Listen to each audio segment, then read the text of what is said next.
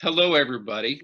I'm Harold George. I'm the Extension Services Manager for the St. Johns County Public Library System, and I'm pleased to have with us today Robin Gren of Wildflower Healthcare. Hi, Robin. How are you doing? I'm great. How are you today?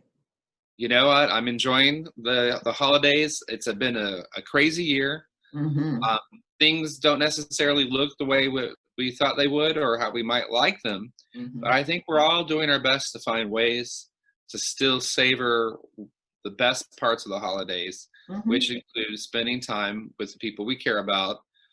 And then, of course, there's a big element when it comes to the holidays. It's all about the food and the indulgence, Mm-hmm. which doesn't necessarily have to be all bad, but there's got to be a way of managing it and staying healthy. There are lots of steps that can be taken, and kind of steps along the way. In part, for as much as you control things, there are ways to lighten up recipes, depending on if you're using something, making a recipe that requires eggs. You might use egg whites or something like that. Or if you're a person who uses an egg substitute, you could use that, and it eliminates the fat.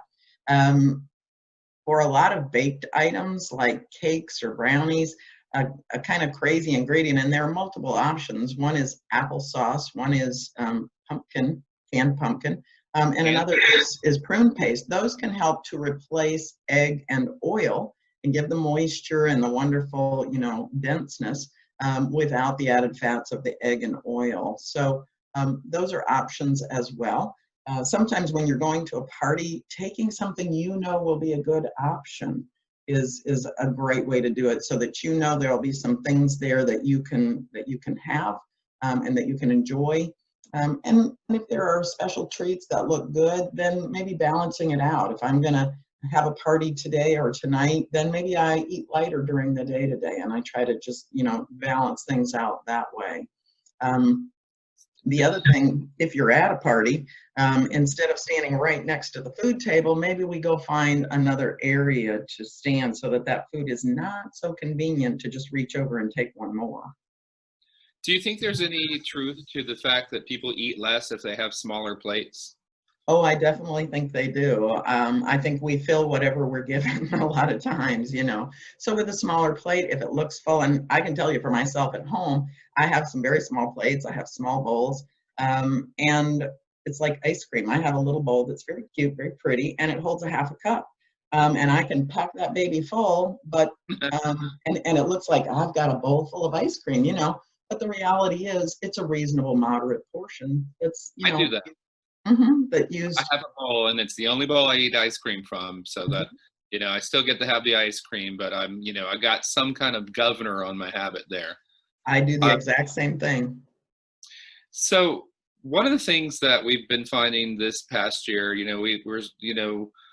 people have been spending a lot more time outdoors Mhm. because we're avoiding closed spaces and crowded spaces. And this is a habit that a lot of us have established already that'll serve us well at the holidays, because it's something that would be a good idea to do after having so much to eat.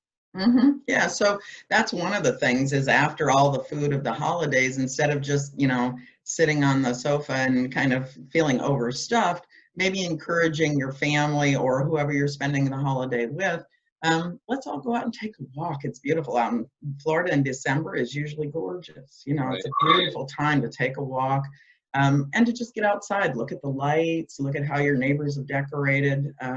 It's a great time to connect with conversation, but you're getting a little activity, you're getting some fresh air, and I think even just getting outside, getting a little sunlight, all of that just makes us feel a little better. It just decreases that stress quotient.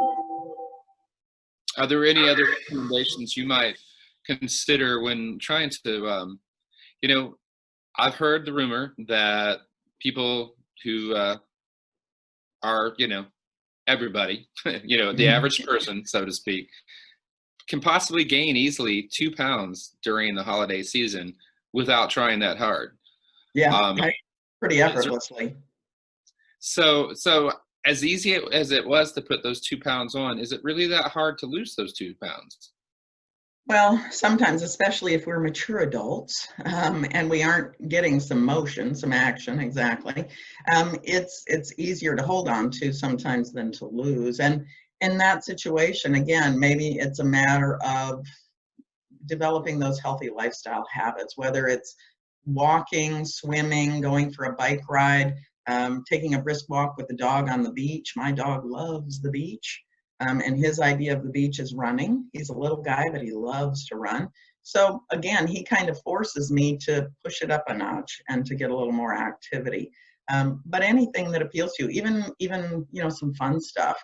I've talked to people, it's like, do you like to dance? It's like, put on, 30 minutes of your favorite music and dance. And if you're getting winded, pause the music and sit down and catch your breath and get back up and dance again. Hey, 2020 has been such an interesting year. Why not start having Christmas dance parties, right? There you go. There you go. Family Yeah. dance parties. Yeah.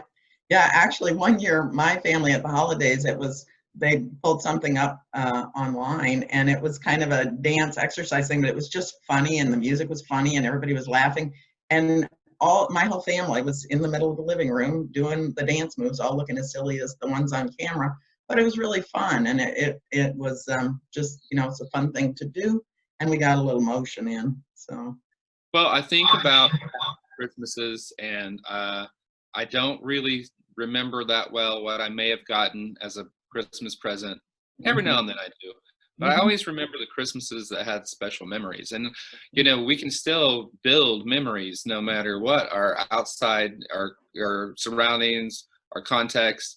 And it sounds to me like by working at building those memories, we also can help ourselves stay healthy during the holidays. Sure, we can. And I think some things that can be helpful too is, I know for myself, I try to start Christmas shopping at least by October. And, maybe one gift to pay period makes it easier on the finances, so I'm not stressed out about that. But it also spreads it out, so I'm not doing all that crazy last minute shopping at the holidays when everybody else is, trying to get things too. So just kind of And anticipate. And I, exactly. I feel like people don't get enough rest at the holidays. I think you're absolutely right. And I think sometimes we really need to sort of step back and take a look at our schedule through, from Thanksgiving through Christmas and New Year, and decide what really is important to us, which events really matter, and then make those important and really focus our energy and our attention on those. And some of the other things that maybe aren't so significant, letting those go just so they don't add to our stress. And like you say, things that just in general decrease stress is getting adequate rest, eating reasonably and nutritionally, and then getting that activity. All those things just naturally, any time of the year, help to decrease stress. So they're especially important at the holidays. And I think sometimes we allow ourselves to get drawn into all the commercialism of buying gifts and all those kinds of things. And we forget to take care of ourselves. And so we almost set ourselves up to get that cold or flu or whatever, because we're run down just from trying to, chase our own tail sometimes, And then it makes sense when the holidays are over that we sort of go down a little bit into the dumps or just are so worn out. It really seems to me like the word budget applies to all aspects of the holidays. You got to budget for your gift giving, budget for your eating, budget for your rest, and budget for your fun and for your party going. Exactly. I think that's making choices. I think that's exactly it. It's just kind of, again, making the choices, deciding what's important. So if I know I want to have that cake, well, maybe I'll leave off the potato at dinner and I'll have, whatever, the shrimp and the broccoli and the salad. And instead of the potato, I'll have the cake, because tonight that sounds just so much more fun than that old potato I can have any night. But it does help to balance things out, definitely. And we always have that control. Yeah. Definitely. Yeah. I'm looking forward to the holidays because, the fall, the holidays, the beginning of New Year, through times that are good and bad, it's always a reminder to have hope and that, together we're better, and that we can really enjoy ourselves, be healthy, be happy, and that it can always happen every year. And I'm looking forward to even next year.